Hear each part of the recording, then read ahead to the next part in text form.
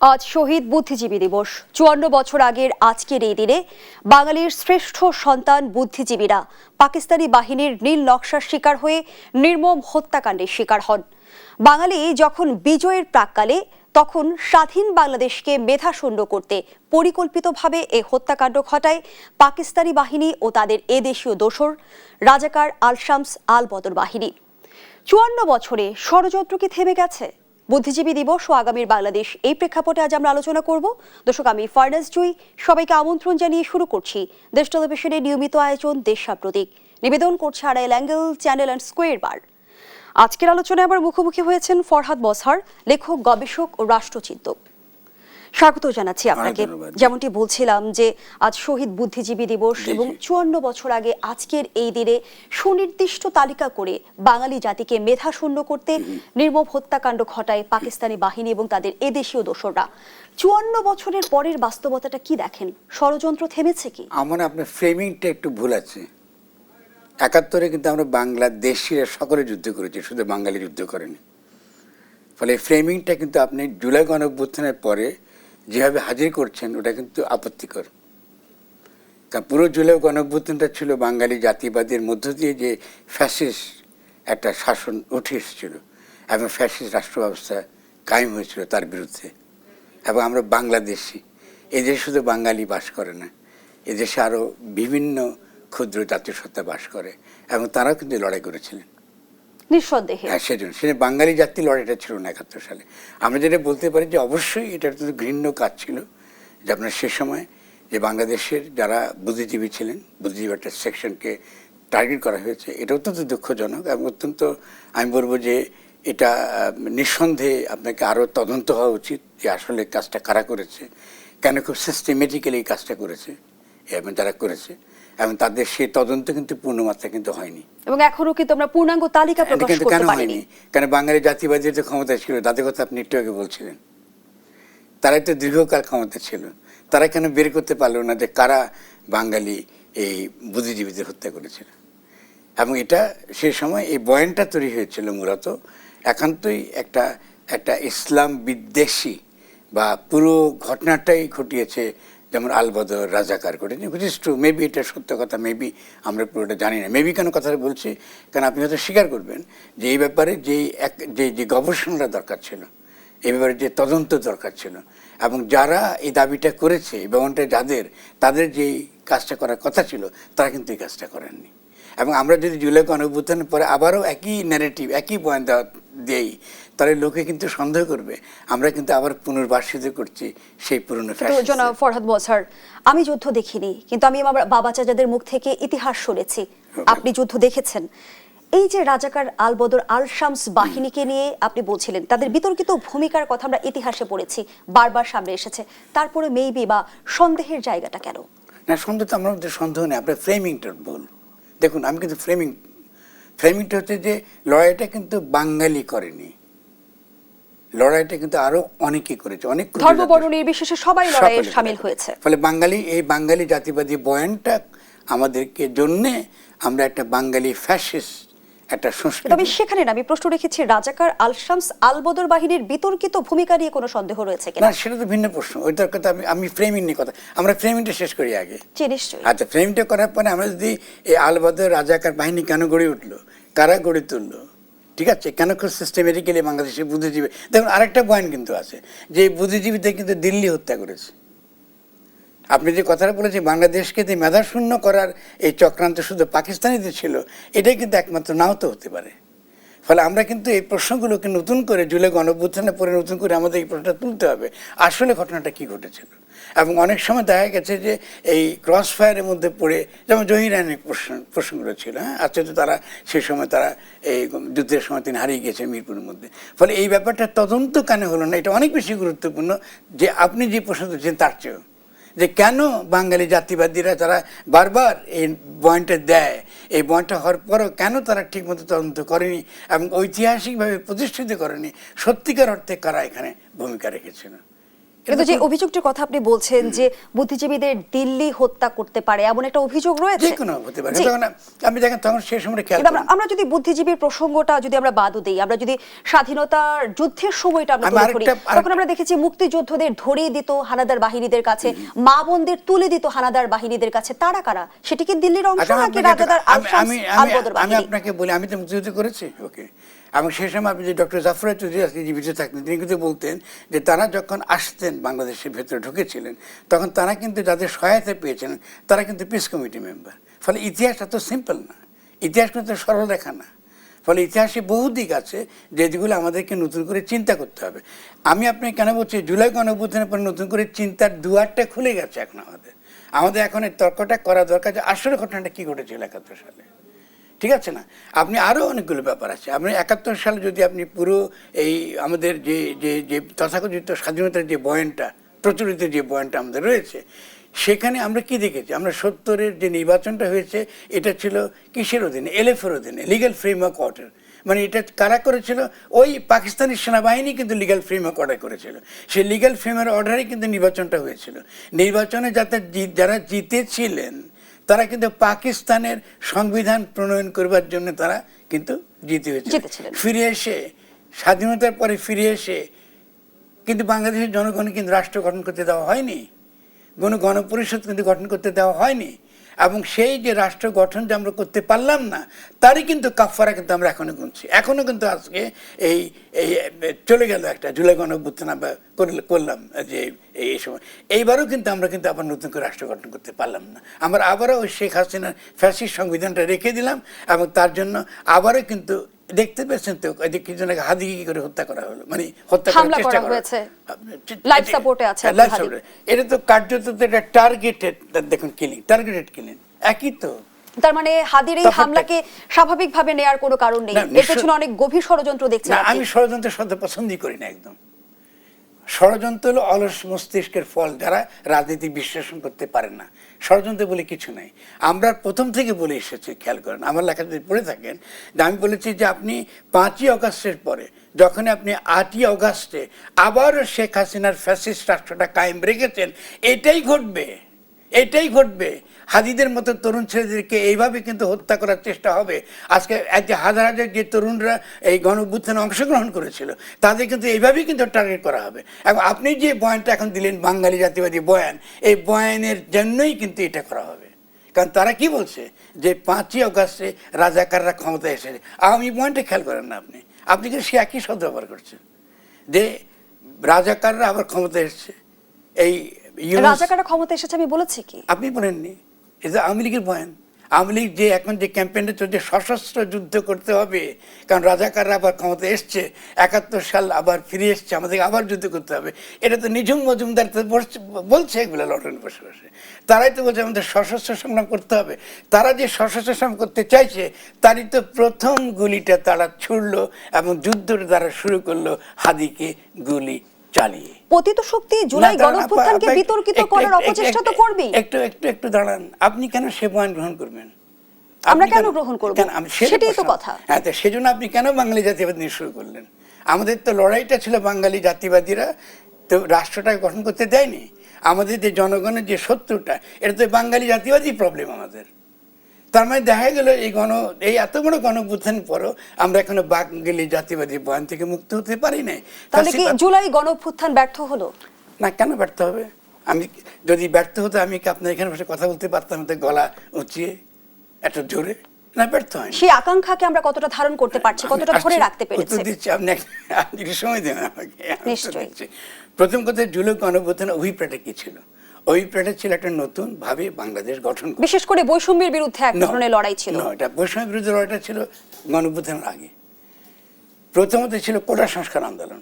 কোটা সংস্কার আন্দোলন যখন বৈষম্য বিরোধী আন্দোলন পরিণত হলো, এটা তখন একটা গণ আন্দোলনের রূপ নিল। এই গণ আন্দোলনের রূপটা পরবর্তীকালে যখন এটা আরো বৃহত্তর একটা রাজনৈতিক রূপ নিল, এটাকে বলে গণ অভ্যুত্থান। গণ অভ্যুত্থান মানে হলো এই যে পুরনো যে ব্যবস্থা, এই পুরনো ব্যবস্থা কিন্তু শেষ হয়ে গেছে, এখন আমাদের নতুন ব্যবস্থা শুরু করার কথা। তার মানে বাঙালি জাতিবাদী বয়ানের উপর তৈরি যে ফ্যাসিস্ট রাষ্ট্র ব্যবস্থা ছিল এটাকে উৎখাত করেছে জনগণ, এবার নতুন করে তারা বাংলাদেশকে গঠন করবে। কিন্তু আপনার কথা শুনে আজকে আমার মনে হলো বাঙালি জাতিবাদী ফ্যাসিজমকে আমরা পরাস্ত করতে পারি নাই। খুবই খুবই দুঃখ। ফ্যাসিজম কেন আমাদের রন্ধ্রে রন্ধ্রে এখনো টিকে এই আছে? যে আমাদের বয়ানগুলো রয়ে গেছে, আমাদের বয়ানগুলো জাতিবাদ মাত্রই ফ্যাসিজম। ঠিক তেমনি আছে যেমন বাঙালি জাতিবাদ ফ্যাসিজম, তেমনি ধর্মীয় জাতিবাদ ফ্যাসিজম। দেখতে পাচ্ছেন না তারা কি করছে?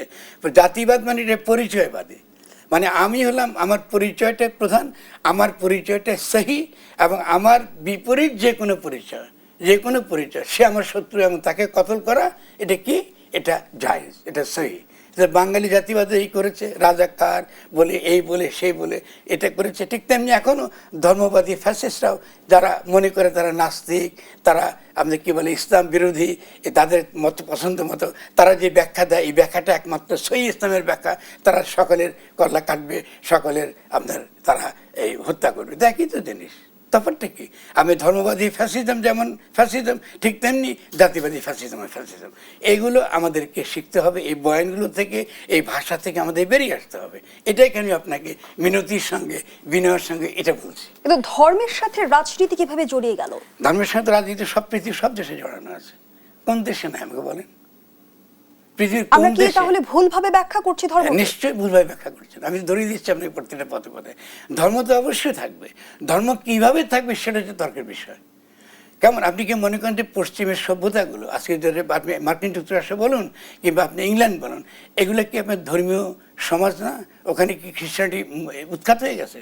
ওদের যে ভ্যালু সিস্টেম, ওদের যে মূল্যবোধ, ওদের যে দর্শন, এটা তো খ্রিস্টান চিন্তার উপরে দাঁড়ানো।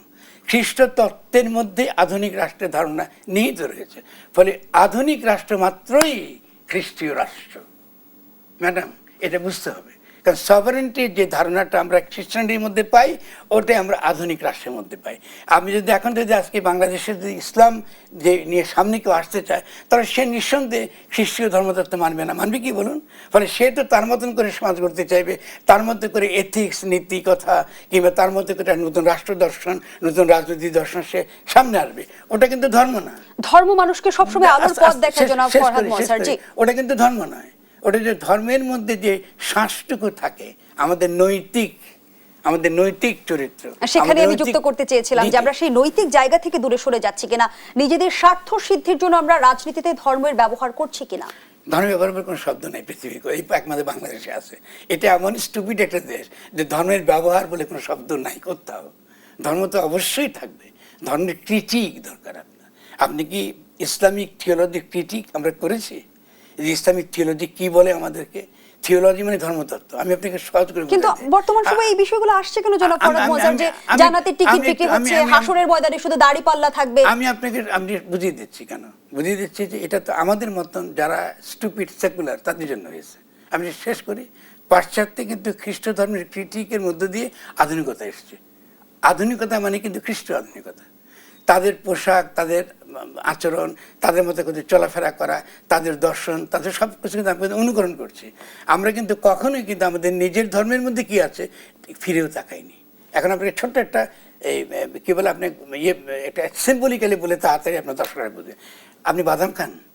নিশ্চয়ই। Very good. বাদাম ভাঙতে হয়, ভেতরে কি থাকে? শ্বাসটা থাকে।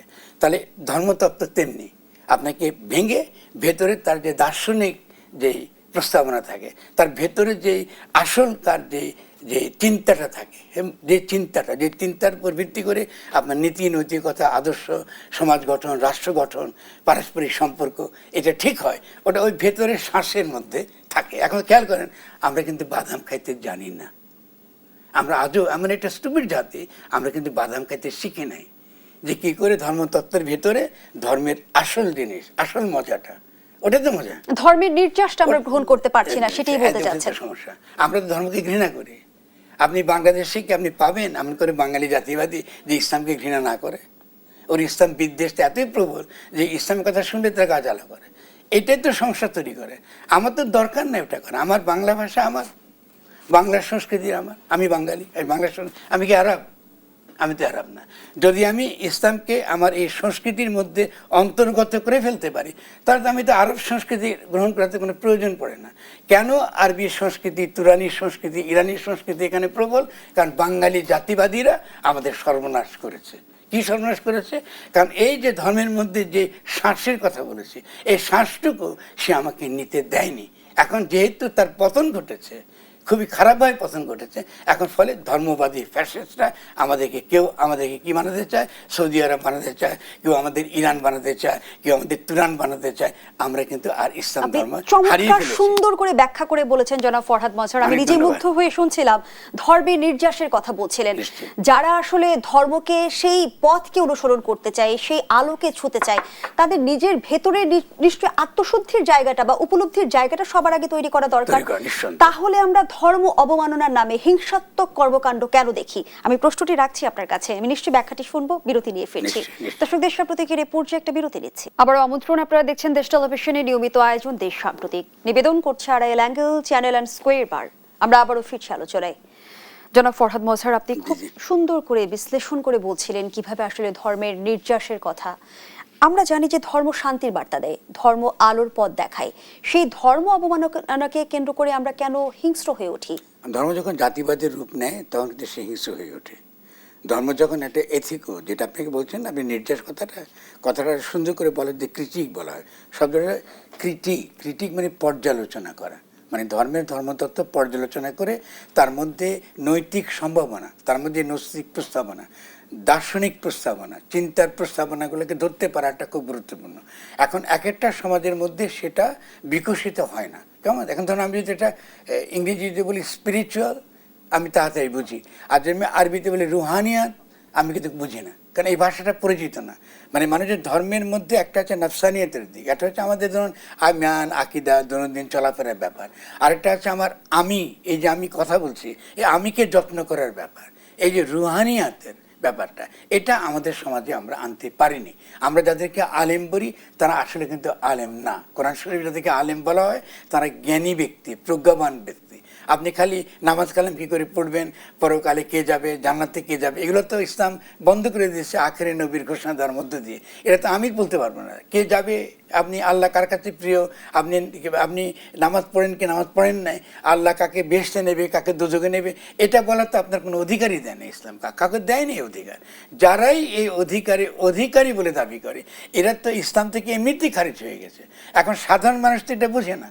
সাধারণ মানুষ যেহেতু তাদেরকে ভয় দেখানো হয়, ধর্মটা তাদেরকে কী হয়েছে, শাসনের করবার, তাদেরকে নিয়ন্ত্রণ করবার, তাদের উপর আধিপত্য বিস্তার করবার একটা পদ্ধতি মাত্র। ফলে ধর্ম কোথায় বাংলাদেশে? বাংলাদেশে ধর্ম থাকতো তাহলে কি শেখ হাসিনা এতটা বছর দেশে শাসন করতে পারতো? ধর্ম যদি থাকতো তাহলে তো আপনি 5ই আগস্টের ফলে তো এই গণ-অভ্যুত্থানটা সফল হতো। ধর্ম তো নাই। ধর্ম বলতে আপনি যেটা বুঝছেন, আমি তো সেটা বুঝি না। ধর্ম বলতে হচ্ছে ইনসাফ কায়েম করা। আপনি কি 5ই আগস্টের পর ইনসাফ কায়েম হয়েছে? যদি কায়েমই হতো তাহলে হাদি গুলিবিদ্ধ হলো কি করে? ধর্ম তো নাই। যারা ধর্মের কথা বলে এরা তো সকলে ধর্ম বিরোধী লোক। ধর্ম থাকা মানেই তো হচ্ছে জনগণের কল্যাণের জন্য আপনি কাজ করা, ইনসাফ কায়েমের জন্য আপনি কাজ করা। আমি একই সঙ্গে যেটা একটু আগে বলেছি, ধর্মের মধ্যে যে শ্বাসটুকু আছে, তার মধ্যে যে ক্রিটিক করা, পর্যালোচনার মধ্য দিয়ে তার যে পসিবিলিটি, এই সম্ভাবনাটুকে তার দ্বারকে উন্মোচন করাকে আপনার বলে ধর্ম। ধর্ম তো এটা হালকা জিনিস নয়। ধর্ম দেখালে আপনি 5 ওয়াক্ত নামাজ পড়লেন, কি আপনি কি ওযু কী করে করবেন, আপনি বিয়া কী করে করবেন, ঠিক আছে, এগুলোকে তো ধর্ম বলে না। এগুলো তো নিয়ম কানুনের মধ্যে থাকে, বিধিবিধানের মধ্যে থাকবেই। কিন্তু আপনি কি বুঝেন যে আপনি যখন বলেন যে গায়েবে আত্মসমর্পণ করতে হবে, এটাকে আমি বুঝি? ইসলামে তো বিশ্বাস বলে কোনো শব্দই নাই। আছে ইমান। ইমান কি বিশ্বাস? ইমান তো বিশ্বাস না। আপনি কি গায়েবে আত্মসমর্পণ করেছেন? আপনি কি বিশ্বাস করেন যে আপনি মৃত্যুর দ্বারা সীমিত? এই মৃত্যুর দ্বারা আপনি যেহেতু সীমিত, আপনি তো সত্যের কোনো দাবি করতে পারেন না। আমার জীবন সীমিত না, আমি তো মারা যাবো কদিন পর, আপনি মারা যাবেন, কেউ আমরা বাঁচবো না। তাহলে আমরা তো একটা অল্প সময়ের জন্য এই দেশে পৃথিবীতে এসেছি। তো এই অল্প সময় এসে আমি কি করে দাবি করতে পারি যে আমি ধর্মের সমস্ত সত্য জানি?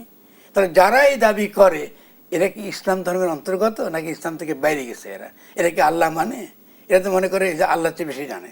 ওরা তো বসে ইতিমধ্যে আল্লাহর নামে তারা জান্নাতের টিকিট বিক্রি করতেছে। তারা কে বেহেশতে যাবে, কে আপনার কি দোজখে যাবে, এগুলো ঠিক করছে। এগুলো কি ধর্ম? ধর্ম তো অত্যন্ত গুরুত্বপূর্ণ বিষয়। সাংঘাতিক গুরুত্বপূর্ণ বিষয়। আজকে আমাকে বলেন যে বাংলাদেশের সেকুলার বলুন বা যারা ধর্মবাদী বলুন, উভয়ের কোনো পক্ষই কি কখনো ধর্মকে সিরিয়াসলি নিয়েছে? কখনো সিরিয়াসলি নেয় না।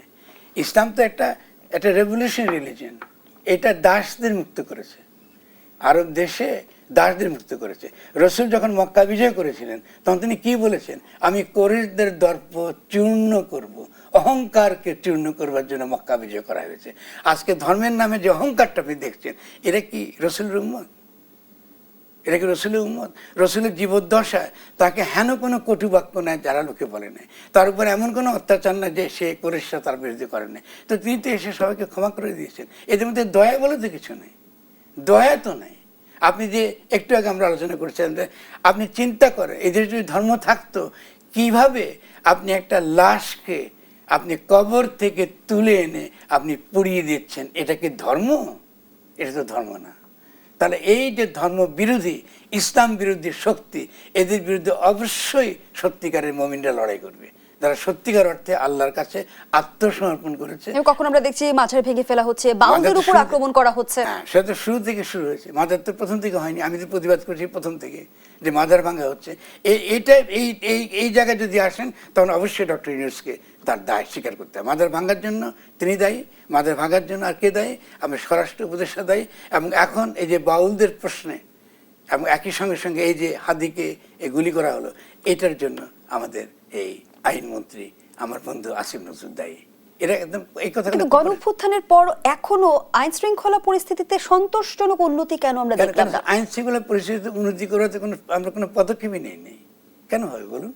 আপনি কি এতটা বছর গেল আপনি কি কোনো পুলিশ সংস্কার করবার, পুলিশি ব্যবস্থাকে নতুন করে পুনঃপ্রতিষ্ঠিত করবার, একটা গণঅভ্যুত্থানের পরে বাংলাদেশের জন্য একটা উপযুক্ত পুলিশের ব্যবস্থা করবার কোনো উদ্যোগ কি আপনি দেখেছেন? নাই তো। কিন্তু সরকারের উদ্যোগ তো আমরা দেখেছি। জনাব ফরহাদ মোয়াজ্জেম স্বরাষ্ট্র উপদেষ্টা কিছুদিন আগে বলেছিল যে ডেভিল হান্ট শুরু হলো, এবার আবার আমরা শুনলাম যে ডেভিল হান্ট ফেজ 2 শুরু হতে যাচ্ছে। তারপরেও কেন উন্নতি আমরা দেখছি না? এই যে ডেভিল হান্ট কথাটা বলছেন না, এটা তো সন্ত্রাসের ভাষা। এটা কি আপনার আইন শৃঙ্খলা রক্ষার ভাষা? তাহলে সরকার কি এটা সন্ত্রাসী নিজে? যিনি বলছেন এটা ডেভিল হান্ট, ডেভিল কে ঠিক করবে কারা ডেভিল কে ডেভিল না? এটা তো আইনের বিষয়। আপনি কি করে ঠিক করবেন কে ডেভিল কে ডেভিল না? আমি কি জানি? এটা তো হয় আইনের ব্যাপার, এটা নৈতিকতার বিষয়, এটা অনেক তর্ক বিতর্কের বিষয়। আপনি ঠিক করছেন এ ডেভিল, আপনি তাকে ধরছেন, আইন নেই আমাদের। আপনি তো আমি একটা ছোট উদাহরণ দিই। এই যে আপনি বাউলদের ধরে আপনি পেটালেন, ঠিক আছে, আপনি আবুল সরকারকে আইনের কথা বলে ধরলেন, ঠিক আছে না? ফাইন। তো বাউলদেরকে যে পেটালেন, এই যে মাজার যে ভাঙলেন, তাদেরকে তো ধরতে হবে আপনাকে। আচ্ছা, ওটা বাদ দিন, আমি এবার আমার নিজের উদাহরণটা দিই। একটা লোক বসে, তথাকথিত একজন লোক নিজেকে দাবি করে সে ইসলামপন্থী লোক, সে ওপেনলি বলতেছে আমাদেরকে সে হত্যা করবে, এই দেশে সাহিত্যিকদের সে হত্যা করবে, এদের গলা কাটবে, আমাদের দাড়ি ছেঁচে নেবে। এগুলো কি আইন সিদ্ধ কথা? তাহলে স্বরাষ্ট্র উপদেষ্টা কেন তাদেরকে গ্রেফতার করছে না? আইন যদি হয় তো সকলের জন্য হবে। আমার ক্ষেত্রে আইন নেই, কিন্তু অন্যের ক্ষেত্রে ওই বাউল দুর্বল, তার ক্ষেত্রে আইন আছে। আমাদের ক্ষেত্রে আইন থাকবে না কেন? যেহেতু তারা একটা মব সৃষ্টি করতে পারে, যেহেতু সরকার দুর্বল এবং সরকার প্রথম থেকেই বাংলাদেশের যে রাজনৈতিক যে বাস্তবতা, এই বাস্তবতা সম্পর্কে তার কোনো ধারণাই নেই। মানে এই সরকার যাদেরকে নিয়ে চালাচ্ছে দেশ, তারা সবাই বাইরে থেকে আসা লোকজন। নিরাপত্তার প্রশ্ন বলুন, এমনকি যিনি এখন আমার স্বরাষ্ট্র উপদেষ্টা আছেন, তিনি তো আসলে সাধারণ মানুষের সঙ্গে তার কোনো সম্পর্ক নেই, তিনি সেনাবাহিনী থেকে আসা লোক। তিনি কি জানেন যে সত্যিকার অর্থে সিভিল, এই যে আপনার নাগরিক সমাজের সমস্যা সংকট কি তিনি জানেন? তিনি তো জানেন না। তিনি তো গুলি করতে শিখেছেন, শুধু শত্রুকে দেখলে শত্রুকে গুলি করতে জানবে, এর বাইরে তার তো কোনো প্রশিক্ষণ নেই। তো আপনি যখন এই ধরনের মানুষকে যখন বসান উপদেষ্টা হিসেবে, এবং যারা আইন নিজেরা আইন মানে না, তারা নিজেরা আইন মানছে না, এটা করছে। আমি একটা বলি, হাদির ক্ষেত্রে আমি আপনাকে বলি যে ইতিমধ্যে তো কাগজে এসছে, আপনারা দেখেছেন, যে যারা সন্ত্রাসী আকারে ইতিমধ্যেই তাদের বিরুদ্ধে মামলা আছে, তারা জেলে ছিল, ছাত্রলীগ, এদেরকে তো ছেড়ে দেওয়া হয়েছে জামিনে। কারা ছাড়লো? আসিফ নজরুল আমাকে জবাব দিতে হবে, কারা ছাড়লো? তিনি তো সেই দায়িত্বে আছেন। তাহলে এরা কেন ছাড়া পাচ্ছে? তারা জামিন পাচ্ছে, এসব সন্ত্রাসীরা, ঠিক আছে? তো আপনি কিন্তু আবার একই সঙ্গে আরো অনেকে কিন্তু জেলে ধরে রেখেছেন, কি বলে? রাষ্ট্রদ্রোহিতার অভিযোগে। আপনি দেখতে পাচ্ছেন না? তাহলে এই যে আপনার আমাদের যে তথাকথিত আইন উপদেষ্টা যারা আছেন, তো এদের কি বিচার করা হবে না? এদের তো বিচার হবে একদিন। এবং তারা যদি মনে করে যে তারা বিচার ছাড়াই, কোনো জবাবদিহিতা ছাড়াই তারা এত সহজে পার হয়ে যাবেন, এটা তো হবে না। যে একটার পর একটা সন্ত্রাসী আপনারা ছেড়ে দিয়েছেন বিচার বিভাগ, এবং বিচার বিভাগের উপর কোনো নিয়ন্ত্রণ নেই, কারোরই কোনো নিয়ন্ত্রণ নেই। তাহলে এইভাবে কি আপনার রাষ্ট্র চলতে পারে, আমাকে বলুন? কিন্তু এখানে আমার একটি প্রশ্ন আছে, ব্যক্তি না ব্যবস্থা, কোনটি আসলে স্বৈরাচার হতে সহায়ক ভূমিকা পালন করে? প্রশ্নটি রাখছি আপনার কাছে। আবারও বিরতির সময় হয়েছে, তো দেশ সাম্প্রতিকের এই পর্যায়ে আবারও বিরতি নিচ্ছি, সাথেই থাকুন। আবারও আমন্ত্রণ, দেখছেন দেশ সাম্প্রতিক। আমরা আবারও ফিরছি আলোচনায়। জনাব ফরহাদ মজহার, যে আলোচনায় আমরা ছিলাম, ব্যক্তি নাকি ব্যবস্থা, কোনটি স্বৈরাচার হতে সহায়ক ভূমিকা পালন করে? না, এভাবে তো আমরা এভাবে করতে গেলেই অ্যাবস্ট্রাক্ট হয়ে গেল প্রশ্নটা। কারণ ধরুন, ব্যক্তি কিন্তু তৈরি হয় ব্যবস্থার মধ্য দিয়ে, আবার ব্যক্তি ব্যবস্থা তৈরি করে। অনেকটা ডিম থেকে মুরগি, না মুরগি থেকে ডিম, এরকম প্রশ্নটা হয়ে গেল। আমাদের মনে হয় যে স্বৈরাচার তৈরি হওয়ার যে মূল জিনিসটা হচ্ছে যে আমাদের যে সমাজের যে চেতনাগত দিক, হ্যাঁ, সেই চেতনাগত দিকটা একটা পলিটিক্যাল তো মুভমেন্টের ভিতর দিয়ে এগোয়। ধরুন, আমরা আমাদের সমাজটা একটা সময়, আমরা যেটাকে বলি না, একটা ফিউডাল সমাজ ছিল। সেই সময় আমাদের সম্পর্ক ছিল প্রাকৃতিক। আপনি বাবাকে মানেন, মাকে মানেন, যেহেতু প্রাকৃতিক কারণে তারা আপনার মুরব্বী, এইভাবে আপনার সমাজটা আপনার চলতো। কিন্তু সমাজটা যখন ভাঙে, তখন ব্যক্তির একটা উত্থান ঘটে। ব্যক্তি যখন সে উত্থানটা তার ঘটে, তখন ব্যক্তির কিন্তু একটা প্রক্রিয়ার ভিতর দিয়ে যেতে হয়, যাতে সে ব্যক্তি এবং সমষ্টি এই দুইয়ের পার্থক্য বুঝতে পারে। ব্যক্তির সীমা কতটুকু, ব্যক্তি তার স্বাধীনতার সীমা কতটুকু, সে নিজে যেন সেটা উপলব্ধি করতে পারে, চেতনায় সে ধারণ করতে পারে, এবং তেমনি সমাজে সে ব্যক্তির ভূমিকা সে পালন করতে পারে। ফলে সমষ্টির যে স্বার্থ, সমষ্টির পক্ষে যেই কাজগুলো তার করা দরকার, সেটা তো সে করতে পারে। কিন্তু ক্ষমতার বলয়ে যে অপরাধগুলো সংঘটিত হয়, সেই দায় কি ব্যক্তি এড়াতে পারে? আমরা ক্ষমতার প্রশ্নে পরে আসি। আমরা এখন প্রথমত যে ব্যক্তি এবং সমাজের সম্পর্কটা, আপনি আগের প্রশ্ন করেছেন স্বৈরাচার প্রশ্নটা উঠছে। স্বৈরাচারটা তখনই গড়ে ওঠে যখন ব্যক্তির সঙ্গে সমাজের এই সম্পর্কটা বিকশিত করবার কোনো প্রক্রিয়া সমাজে থাকে না। কোনো আমরা কি করি, আমরা নীতি নৈতিকতার ব্যাপারটা, এডুকেশন, শিক্ষা ব্যবস্থা, তার সঙ্গে সঙ্গে কালচারাল ইস্যু, সাংস্কৃতিক বিষয়, কেমন এই ব্যাপারটা কিন্তু আমরা সমাজে যখন এটা ক্ষুদ্র হয়, এটাকে যখন আমরা বিকশিত হতে দিই না, তখন স্বভাবতই একটা স্বৈরাচার তৈরি হয়। ব্যক্তি মনে করে সমাজ তার কাছে বাধা, এবং সমাজের উপর আধিপত্য বিস্তার করাটাই তখন তার নিজেকে টিকিয়ে রাখা বা তার নিজের আধিপত্য কায়েম করবার একমাত্র পথ হচ্ছে যে অপরকে দমন করা, অপরের উপর নিপীড়ন চালানো। ফলে ব্যক্তি এবং সমাজের সম্পর্কটা যে বিকশিত করার জন্য, এই তার এই বইয়ের মধ্যে যে আপনার যে ভারসাম্য, এটা রক্ষা করার জন্য শিক্ষা ব্যবস্থা, সংস্কৃতি, এটা যখন অভাব ঘটে, এমনকি শাসন ব্যবস্থা যখন অভাব ঘটে, তখন মারাত্মকভাবে স্বৈরাচারটা আপনার গড়ে ওঠে। শব্দটা আমি স্বৈরাচার, ফ্যাসিজম আলাদা। কিন্তু ফ্যাসিজমের জন্য ইকোনমিক ক্রাইসিসের প্রশ্নটা এসে যায়।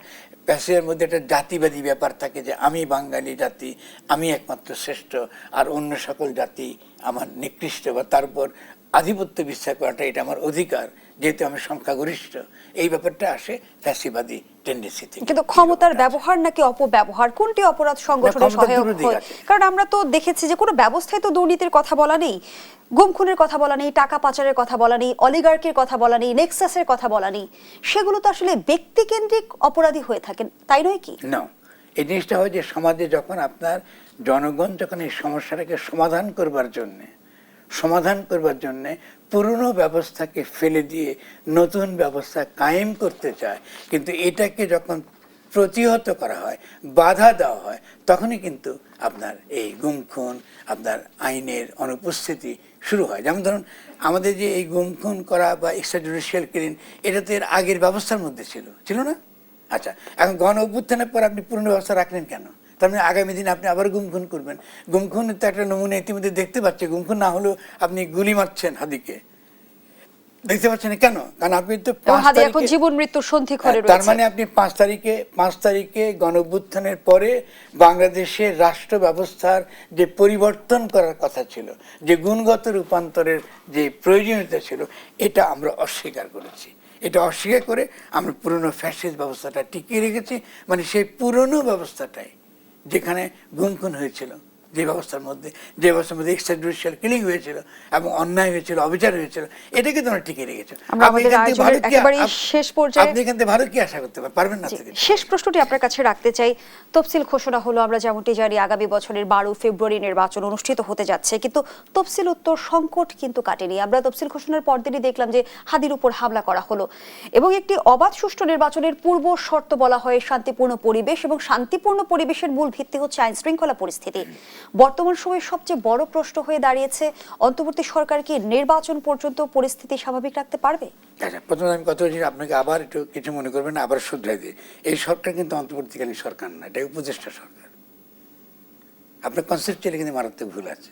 অন্তর্বর্তীকালীন সরকার তাদেরকে বলা হয় যে পুরনো ব্যবস্থা বাতিল হয়ে গেছে এবং নতুন ব্যবস্থা এখন আপনি গড়বার জন্য আপনি এটা প্রক্রিয়ার মধ্যে ঢুকেছেন। কাগজে কলমে সব জায়গাতে কিন্তু অন্তর্বর্তী সরকার ভুল।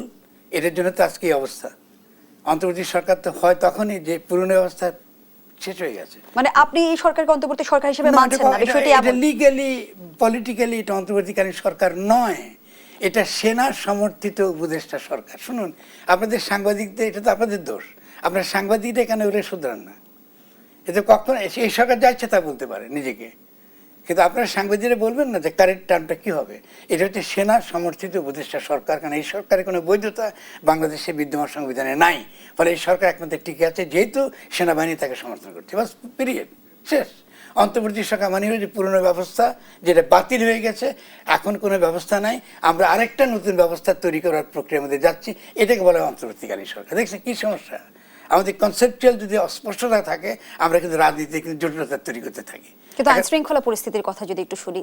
হ্যাঁ, আপনি যেখানে আপনি এই ধরনের কনসেপ্টগুলোর পার্থক্য করতে আমরা এখন শিখি নাই, তো রাজনৈতিক পরিস্থিতি কী করে ভালো হবে?